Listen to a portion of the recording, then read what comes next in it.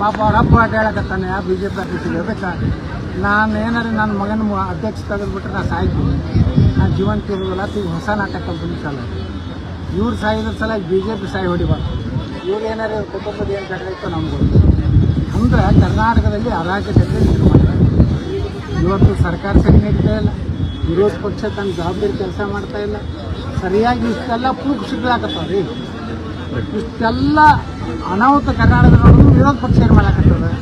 ಸುಮ್ಮನೆ ಒಂದು ಸ್ಟೇಟ್ಮೆಂಟ್ ಮಾಡೋದು, ಒಂದು 10 ಮಂದಿ ಕೂಡಿ ಒಂದು ಡಿ ಸಿಗೊಂದು ಮನವಿ ಕೊಡೋದು, ಮನೆಯಾಗ ಬಂದು ಊಟ ಮಾಡಿ ಮಕ್ಕಳು ಇಷ್ಟೇ ಹೇಳೋದು, ಮತ್ತೇನೂ ಇಲ್ಲ. ಬಿ ಜೆ ಪಿಗೆ ಏನು ಹೇಳೋದು, ವಿರೋಧ ಪಕ್ಷ ಸಾಕೋದು. ಯಾಕಂದರೆ ಇಷ್ಟೆಲ್ಲ ಹಗರಣಗಳಾದ್ರೂ ಏನೂ ಆವಾಜ್. ಮತ್ತು ಇಷ್ಟೆಲ್ಲ ಇದ್ರೂ ಕೂಡ ವಿಜಯೇಂದ್ರರನ್ನೇ ವರೆಸ್ತಾರೆ ಅನ್ನೋವಂಥ ಮಾತುಗಳು ಕೇಳಿ ಬರ್ತಾ ಇದೆ. ಮತ್ತು ನಾವು ಆತ್ಮಹತ್ಯೆನೇ ಮಾಡ್ಕೊಳ್ಳೋಕೆ ತಯಾರಾಗಿ ನಾವೇ ಮಾಡೋಕ್ಕೆ ನಾವಿಲ್ಲಪ್ಪ, ನಾವು ವಿಜಯೇಂದ್ರ ಕೈ ಕೊಟ್ಟು ಬಿ ಜೆ ಪಿ ಮುಗಿಸೋರು ಅಂತ ನಾವೇನು ಮಾಡೋಕ್ಕೆ. ಒಮ್ಮೆ ಏನಾಗ್ತದೆ, ಇವ್ರು ಕೈಗೆ ಕೊಟ್ಟು ಮುಗಿಸ್ಬೇಕಾಗ್ತದೆ ಅದು ನಿರ್ಣಯ ಮಾಡಿರ್ತಾರೆ. ಇದೇನು ಹೈಕಮಾಂಡ್ ಗೊತ್ತಿಲ್ಲ ವಿಜಯೇಂದ್ರ